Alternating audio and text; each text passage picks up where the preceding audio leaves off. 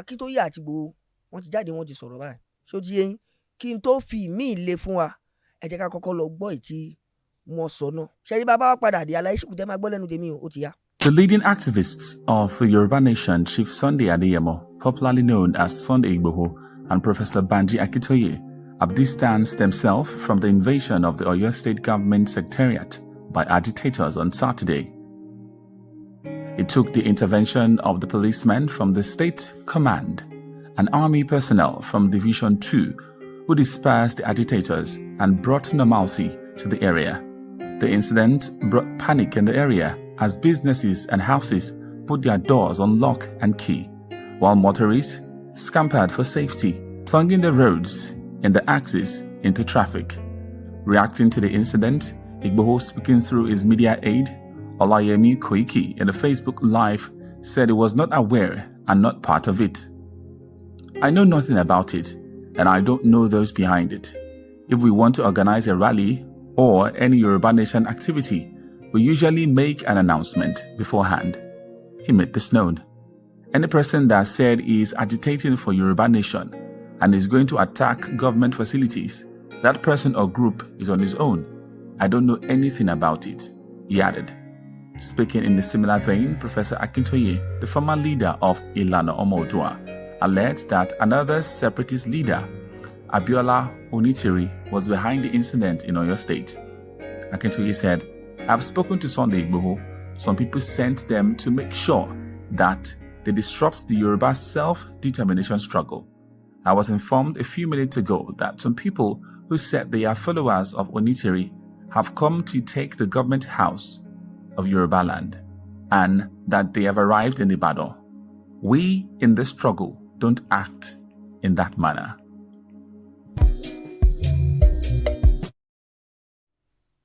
ọ̀rọ̀ tí Igboho àti Akintoye sọ òun lẹ gbọ́ lẹ́nu aláyọ̀ká wa tí wọ́n kà fún yín lóní belenja tí ò pọ̀ yẹn o.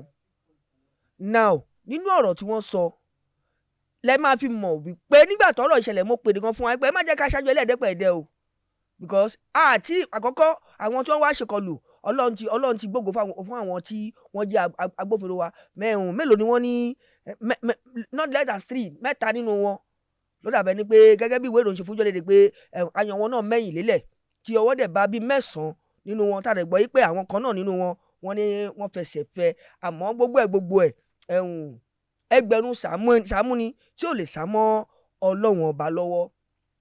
Now mo sọ lẹ́ẹ̀kan nínú ọ̀rọ̀ mi pé orúkọ Yorùbá Nation yìí tí nǹkan kan bá ṣẹlẹ̀ lénìí wọ́n bá perí ajá ẹ̀ wọ́n á perí ìkòkò eré ajá ni wọ́n ń pè lénìí àmọ́ bí tọ́kàn gbogbo èèyàn ronú gbà òun lọ̀rọ̀ àwọn tí wọ́n jẹ́ àwọn kókó adarí ẹgbẹ́ ìlànà ọmọ Oòduà tá a mọ̀ sí Igboho àti bàbá Banji Akintoye.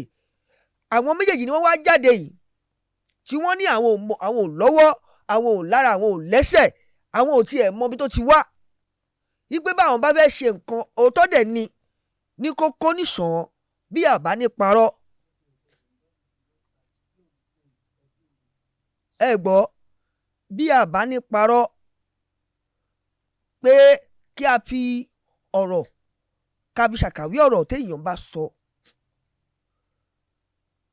bó dẹ̀ yẹ pé àwọn kan ń sọ lọ́rọ̀ táwọn kan dẹ̀ ròyìn pé kó wá sí ìmúṣẹ àmọ́ tí ò wá sí ìmúṣẹ bí kó jẹ́ gbogbo àti àwọn ọmọ ẹgbẹ́ ìlànà ọmọ Oòduà káwọn ṣe nǹkan kó ṣàmà já sí bí wàhálà bí nǹkan kan àmọ́ pẹ̀lú ìdásí àwọn àgbàlagbà tí wọ́n jẹ́ ọlọ́pọlọ pípé àti ọ̀jọ̀gbọ́n tí wọ́n mọ bí wọ́n ṣe ń fi làákàyè tó nǹkan wọ́n mọ bí wọ́n ṣe ń rìnrìn àjò yẹn bọ̀ láti ìgbà tí ọ̀rọ̀ ọ̀hún tó ti ọ̀rọ̀ ìlànà ọmọ Oòduà yìí tí wọ́n ti bẹ̀rẹ̀ ìrìn àjò yẹn débi tí wọ́n bá a dé yìí. Bàbá dẹ̀ ń tẹnumọ́ nǹkan kan self determination orí ẹ̀ làwọn dúró lé kò sí nǹkan táwọn ní ṣe pẹ̀lú Democratic Republic of Guinea pé wọ́n láwọn ò ní nǹkan kan ṣe pẹ̀lú àwọn yẹn o àmọ́ orúkọ tó jẹ́ orúkọ tí wọ́n lè dá lẹ́ni tó lè fa àwọn láṣọ mọ́ òun náà ni orúkọ yìí tó jẹ́ ti ìlànà ọmọ Oòduà self determination. Now àwọn tí wọ́n wá ní wọ́n lọ yìí tí wọ́n lọ invade ilé ìjọba yìí nígbà tí wọ́n dọ̀hùn oògùn oríṣiríṣi abẹnugọ̀ngọ̀ ni wọ́n bá lára wọn. You understand? Now wọ́n fẹ́ lọ gbàjọba, wọ́n lọ sí ilé ìjọba nípínlẹ̀ Ọ̀yọ́ tá a mọ̀ sí government house. Nígbà tí wọ́n dọ̀hùn wọ́n ti kọ́kọ́ mú àwọn èèyàn náà ó jẹ́ yín sìn because aṣọ ọmọ ológun bọ́dẹ̀ ṣe ṣàpèjúwe gan wọ́n ní foreign camouflage gan láṣọ tí wọ́n wọ̀ bí wọ́n ṣe sọ nínú ìwé ìròyìn tó jáde, nítorí pé ẹ sì máa tún gbọ́ àwọn ìwé ìròyìn míì tó fojú léde lórí ọ̀rọ̀ yìí, ẹ dẹ̀ sì máa gbọ́ ọ̀rọ̀ tí àwọn kan náà tí wọ́n fẹnu wọn sọ lórí ètò tòní. Aṣọ ọmọ ológun ni wọ́n wọ̀ lọ ní ìrí pé tí wọ́n bá ti rí wọn ojú ọmọ ológun orílẹ̀-èdè Nàìjíríà náà ni wọ́n máa fi wò wọn tí wọ́n máa fi ṣe gbogbo ohun tí wọ́n fẹ́ ṣe nínú ibẹ̀ yẹn tán. Àmọ́ pẹ̀lú ìfura àti ìtají àti ìkọ́ṣẹ́mọṣẹ́ àti ìjáfáfá lẹ́nu iṣẹ́ tá a bá ń kọ́ kò jẹ́ kí àwọn tí wọ́n jẹ́ ẹ̀ṣọ́ aláàbò orílẹ̀-èdè Nàìjíríà káwọn náà sún àsùnpara kan sàsùnpìyè, nítorí pé bóyá ni kì í ṣe pé omi ìbátẹ̀yìnwọ̀gbìn tiwọn náà lẹ́nu tó bá jẹ́ pé wọ́n pẹ́ jù àsìkò tí wọ́n ta kìjì yẹn lọ. Àmọ́ nígbà tí wọ́n tó di pé ọ̀rọ̀ ò fẹ́ rí bí wọ́n ṣe rò mọ́ pẹ̀lú gbogbo ara ogun tí wọ́n mú wọbẹ̀, nígbà tó yá wọ́n má bẹ̀ sí dojúmọ́ kọ́ra wọn mà ní.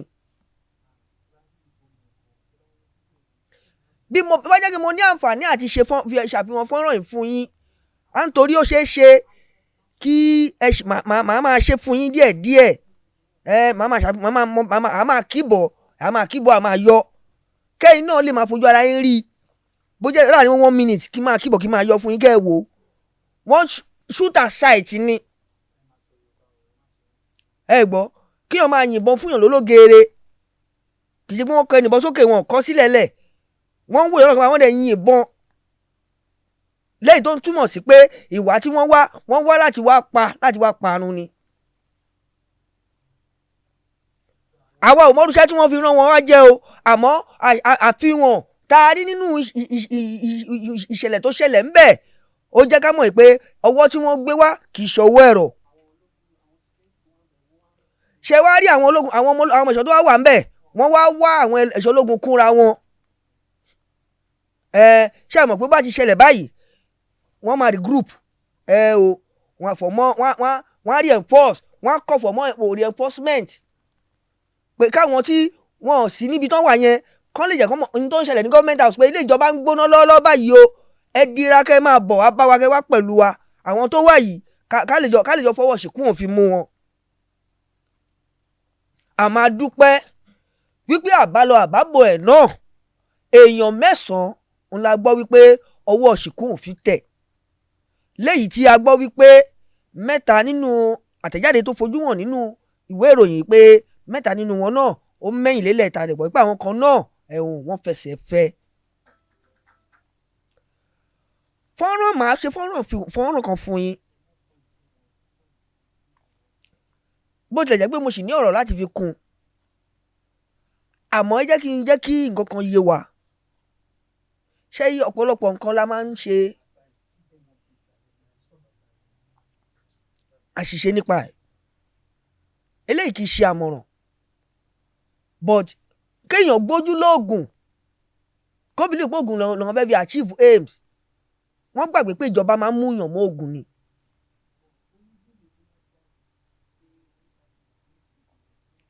Now kí n tó lọ ṣe àfihàn àwọn tí wọ́n wá yìí ó ní fídíò kan tó fojú léde fídíò Onitiri ni ó ti yé yín sìn Onitiri jáde ó dẹ̀ sọ àwọn ọ̀rọ̀ kọ̀ọ̀kan ó láwọn ti declare Yorùbá nation Democratic Republic of Yorùbá nation ṣó ti yé yín sìn èmi kọ́ lẹ́ni máa gbọ́ ó máa declare fún yín o ó láwọn dẹ̀ ṣe ń proclaim ni àwọn òun àtàwọn tó jọ ń proclaim yẹn làwa ò lè sọ láà lè mọ̀ àmọ́ mo fẹ́ kẹ́ ẹ wo fọ́nrán yìí kẹ́yìn fún ara yín gbọ́ toró ṣe lálàyé ńbẹ̀ ó dẹ̀ yán àwọn ọ̀rọ̀ ẹ̀ ó dẹ̀ fàdúrà kún. Ẹja lọ wo fọ́nrán iná kájọ gbọ́n tí Dúpẹ́ Onítìrí tó sọ ń bẹ̀ bá a bá wá padà dé. Bẹ́ẹ̀ bá láǹfààní àti pè tẹ́ ẹ fẹ́ sọ sórí ọ̀rọ̀ náà, nọ́mbà tẹ́ lè pè sí wà lójú amóhùnmáwòrán yín o. Ẹ̀yin ẹ pè kẹ́yìn náà ò dá sí i nítorí pé ọ̀rọ̀ Yorùbá rèé. Níbo la fẹ́ sọ ẹrù eléyìí kà? Báwọn kan ṣe ń gbé níwájú làwọn kan fà á padà sẹ́yìn. Tó ẹja lọ bá a bá dé àtẹ̀síwájú. Nigerians on social media have raised concern over a recent declaration by one Modupe Onitiri Abiola, a widow of the late Moshood Kashimawo Abiola, otherwise known as MKO. In a video that has gone viral online, Modupe announced that Yorubas have seceded from Nigeria effective Friday, April 12, 2024, proclaiming the sovereignty of the Democratic Republic of Yoruba. The secessionist said that Yoruba has become the newest nation in the world and 55th in Africa. She said, "We are indigenous people, we are sovereign people, we are ethnic nationalists. We've decided to secede from Nigeria on November 20, 2022, and today, April 12, 2024, we decided to finally leave Nigeria. I, Modupe Onitiri Abiola, proclaimed the sovereignty of the Democratic Republic of Yoruba today, Friday, April 12, 2024. From today henceforth, Yoruba land has commenced its own republic. By the virtue, it's now become the newest nation in the world." She said this in a clip. Indigenous people ni wá, indigenous people ni wá, sovereign people ni wá, ethnic nationalists ni wá, wípé ká kúrò nílẹ̀ Nàìjíríà. A dẹ̀ ti kúrò ní November 20, 2022. Ní èní tó jẹ́ ọjọ́ 12 oṣù kẹrin 2024. Ìyẹn jẹ́ April 12, 2024. Ìpè ní èní pé ká kúrò, pé ayé sọlẹ̀ sórí ìsọmi tí ò rí, pẹ̀lú agbára t'Ọlọ́run fi ta sánmọ̀ bí ẹni taṣọ, pẹ̀lú agbára t'Ọlọ́run fi dá ọ̀run méje lẹ̀ méje ayé àti ogun tó wà ní ẹ̀ pátápátá, tó ní ohun òṣùpá ìràwọ̀ kó máa ṣe ìmọ́lẹ̀ ayé, òkúta iyebíye kó máa ṣe ìmọ́lẹ̀ ìsàlẹ̀. Èmi Modupe Onitiri Abiola, mo proclaim sovereignty Democratic Republic of the Yoruba ní èní ọjọ́ Jímọ̀ ọjọ́ 12 oṣù kẹrin 2024. Láti èní lọ, ilẹ̀ Yorùbá ó bẹ̀rẹ̀ ìjọba tiẹ̀, ó bẹ̀rẹ̀ ìlú tiẹ̀, ó become newest nation in the world. Káàkiri àgbáyé, Yorùbá ó dorílẹ̀-èdè, tẹ́nikẹ́ni ò takò, tẹ́nikẹ́ni ò sọ pé kò rí bẹ́ẹ̀, ó rí bẹ́ẹ̀ ni, ó ṣe bẹ́ẹ̀ ni, ó ti wá sí ìmúṣẹ. Àṣẹ t'Ọlọ́run fi dá ogun tó dá, tó ní kó máa bẹ ó sì ń bẹ. Àṣẹ náà ọmọ Yorùbá ní èní Democratic Republic of the Yorùbá ó bẹ̀rẹ̀ ìjọba adélé, ó ní sovereignty ẹ̀, ó bẹ̀rẹ̀ agbára ìjọba ẹ̀ láti èní lọ. Èmi Modupe Onitiri Abiola, mo tún sọ lẹ́ẹ̀kan sí, ọmọ Yorùbá, indigenous Yorùbá descent ni mí, ọmọ Yorùbá ni mí, opó olóògbé MKO Abiola ni mí, ọmọ Onítìrí Èkó ni mí, pẹ̀lú àtìlẹ́yìn Ọlọ́run, pẹ̀lú agbára t'Ọlọ́run fi ń jẹ́ èmi ni, pẹ̀lú agbára t'Ọlọ́run fi ń jẹ́ àìkú, pẹ̀lú agbára t'Ọlọ́run fi ń jẹ́ àìrí, pẹ̀lú agbára t'Ọlọ́run fi ń jẹ́ àìní ìpẹ̀kun, pẹ̀lú agbára t'Ọlọ́run fi ń jẹ́ àìní òpin, pẹ̀lú agbára ìyìn ògo ọlá Ọlọ́run. Ní èní yìí, mo proclaim ilẹ̀ Yorùbá, mo issue proclamation, notification, publication, annunciation, pronunciation, sovereignty Democratic Republic of the Yoruba. Láti èní lọ, Democratic Republic of the Yoruba. Láti èní lọ, Democratic Republic of the Yoruba, ó di nation, ó ní sovereignty ẹ̀, ó bẹ̀rẹ̀ sí ṣe ìjọba ẹ̀ láti èní lọ. Bẹ́ẹ̀ ló ṣe rí o, kò yí padà. Àwa sọ pé gbogbo orílẹ̀-èdè káàkiri àgbáyé wípé kán mọ̀ wípé Democratic Republic of the Yoruba is a new nation, newest nation in the world, number 55 in Africa. Àwa indigenous people, mo kí wa pé a kú oríire ọjọ́ òní nítorí Ọlọ́run ṣàánú fún wa, torí Ọlọ́run àánú ẹ̀ dúró títí nínú ayé wa, àrẹ àánú gbà. A ṣe declaration níjọ́ Sunday, November 20, 2022. A ṣe reclamation níjọ́ Sunday, December 18, 2022. Pẹ̀lú àtìlẹ́yìn Ọlọ́run, pẹ̀lú àánú Ọlọ́run, pẹ̀lú ìjẹ́kan Ọlọ́run. A ṣe proclamation ní èní Friday, April 12, 2024. Pẹ̀lú àtìlẹ́yìn Ọlọ́run, ó ti wá sí ìmúṣẹ o. Ìjọba adélé ti bẹ̀rẹ̀, kò sí tó yí padà mọ́.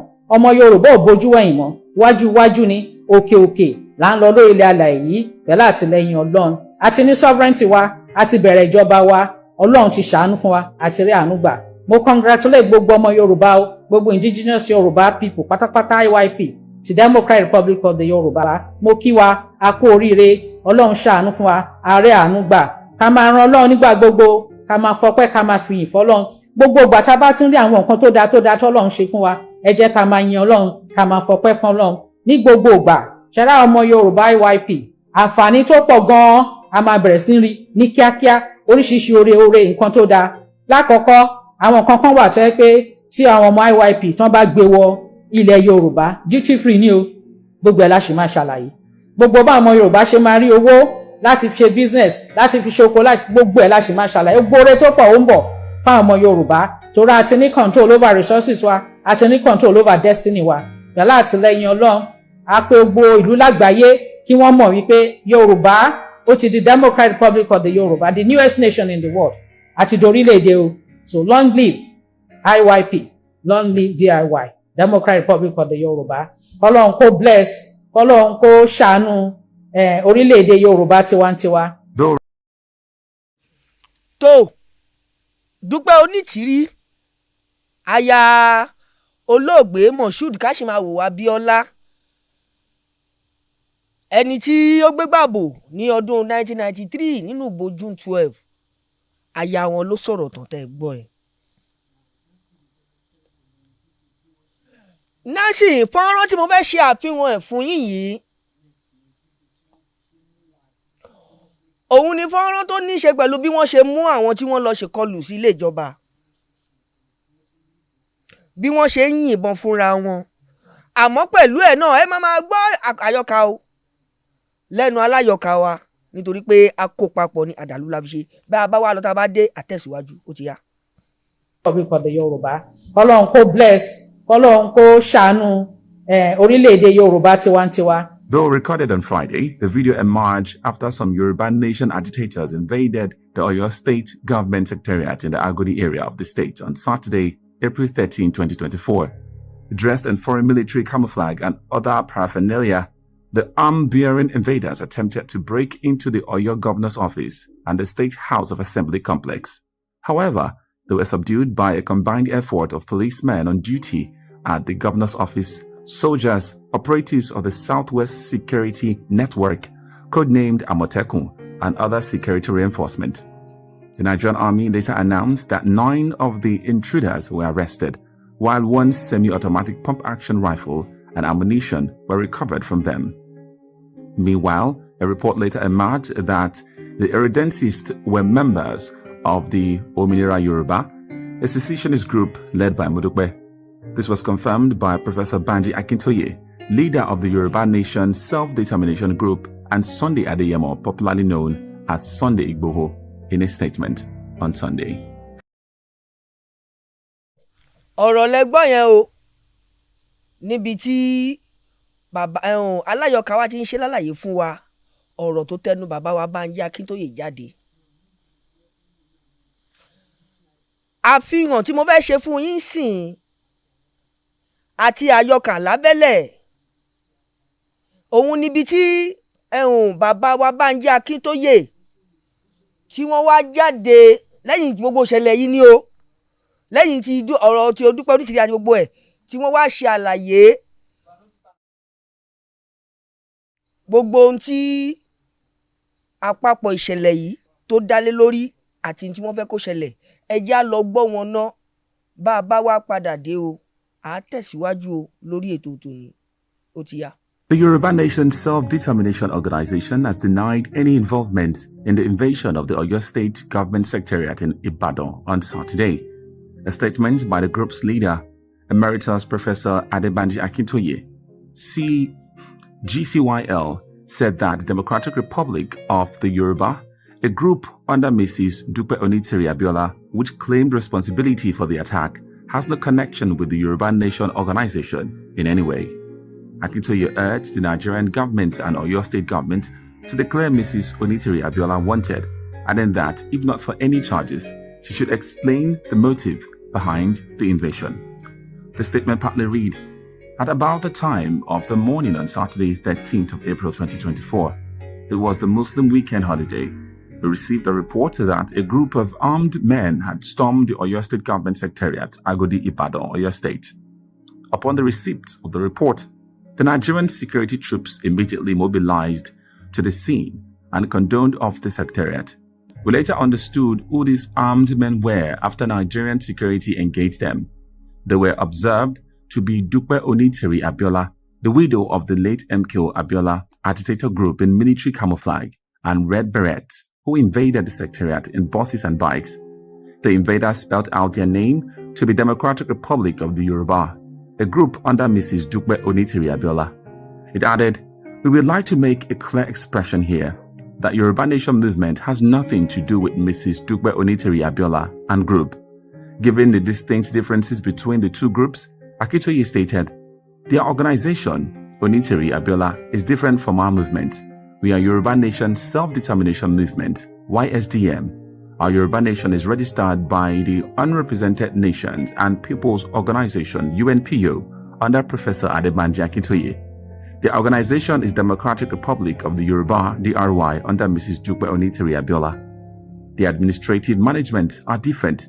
The people in the Yoruba Nation are law-abiding, Yoruba people with polite orientation, but the Democratic Republic people of Dupe Onitiri are arrogant and rude, aggressive, and militarized. The official media platform of communication and different. Yoruba Nation under Banji Akintoye uses the Yoruba World Media, streaming from the UK, while Democratic Republic under Mrs. Dupe Onitiri Abiola uses the Ijele Marcos Media, streaming from Turkey. He said Nigerian media should not mistake his group for Onitiri Abiola's group, adding that ignorance is not an excuse. A journalist must do his or due diligence before reporting the story. The group, however, warned that any media organization that links the Yoruba Nation to the act will face the court of law for defamation, and if print media will be charged for libel. There is a big difference between Yoruba Nation organization and the so-called Democratic Republic of the Yoruba organization, he added. He said while the incident was going on, Professor Banji Akintoye and Chief Dr. Sunday Adeyemo Igboho came on air to condemn and debunk support for the detested act of invasion. In the evening, Mrs. Dupe Onitiri Abiola was on air to confirm and acclaim organizers, SIC, of the invasion and the attack. She called them Adili, in Yoruba translation, interim government. We therefore ask the Nigerian government, both state and federal, to declare Mrs. Dupe Onitiri Abiola wanted, if not for any charges, but to come and explain the reason for the invasion on a weekend holiday. We stand as Yoruba Nation, and our self-determination is an ineligible right to which the Nigerian government is a signatory to same under the United Nations Charter. We are not terrorists, neither are we secessionists. Our right for self-determination shall not be undermined, not for any unwarranted assessment of any other Yoruba group that is alien to our movement. Hello, ẹ káàbọ̀ sórí ètò sá o. A fẹ́ dá sí topic 10 sọ̀rọ̀ lé lórí. Tó orí ètò lẹ́wà à ń gbọ́ yín o, ń bọ́lẹ́ tí ń pè o. Láti UK. Ó dà, à ń gbọ́ yín sá. Tẹ́ bá wo ìṣẹ̀lẹ̀ tó ṣẹlẹ̀ níjọ́ Saturday yẹn, ẹ rí i pé àwọn tó wá yẹn wọn ò lè gba gáràjì. Abilita tí wọ́n fẹ́ gba odidi ilẹ̀ Yorùbá. Àkíyèsí tèmi lórí ọ̀rọ̀ yìí ni wípé obìnrin yẹn, Onítìrí yẹn, ó lọ́wọ́ kan àwọn olóṣèlú nínú. Wọ́n ń ṣe kiri láti fi àbùkù bá original àwọn Yorùbá agitator ni. Because tẹ́ bá rántí kiri náà ti ṣẹlẹ̀ nílẹ̀ Igbo. Ó dẹ̀ wà nínú ọ̀rọ̀ tí Nnamdi Kanu sọ ní port láti wípé gbogbo atrocity tó ń ṣẹlẹ̀ nílẹ̀ Igbo ó lọ́wọ́ àwọn tó wà nínú ìjọba nínú láti lè ba movement Biafran táwọn ṣe jẹ́ bẹ́ẹ̀ láti lè fi néèmù IPOB ní terrorist. Ṣé rí nǹkan tó ṣẹlẹ̀ ọjọ́ Saturday yẹn, obìnrin yẹn ń ṣiṣẹ́ fáwọn olóṣèlú kan ni. torí àwọn tá a rí yẹn wọn lè gba garage débi tó máa gba odidi ìlú ṣùgbọ́n àwọn fẹ́ fi kíní yẹn fi sọ àwọn original Yorùbá agitator lẹ́nu ni tọ́sí máa lé bẹ́ẹ̀lì pé àwọn tó ń ṣe Yorùbá agitation terrorist ni wọ́n ẹ wò bọ́ ṣe lọ kó aṣọ ológun wọ̀ tó fẹ́ wá gba ìlú rú obìnrin yẹn ń ṣiṣẹ́ fáwọn olóṣèlú ni eléyìí ò ń ṣe ìlànà èyí tí bàbá ara Akíntóyè àti olóyè Sunday Igboho tán fi sílẹ̀ tẹ bá dẹ̀ gbọ́ nínú program ti ọ̀rọ̀ tí olóyè Igboho sọ pé gbogbo bàbá àwọn fi ṣe rally àwọn òyìnbó àwọn ṣe é gbọ́ pé ọ̀kan kú rí ní gbogbo state táwọn lọ torí wọn fàjọgbọ̀n simple rally náà ṣe ṣùgbọ́n èyí tí òun ṣe yẹn ó fẹ́ fi da ìrìn àjò yẹn rú ni ó fẹ́ fi sọ àwọn original Yorùbá agitation lẹ́nu ni ẹ kú ètò. ẹ ṣe gan sa o ẹ kú ohun ẹ ní sọ̀rọ̀ tán ọ̀pọ̀ yóò sì ní dọ́bà. Please note, views and opinions expressed in the course of this program do not represent that of OTV. Therefore, this channel is not liable to any legal action that may result from this program.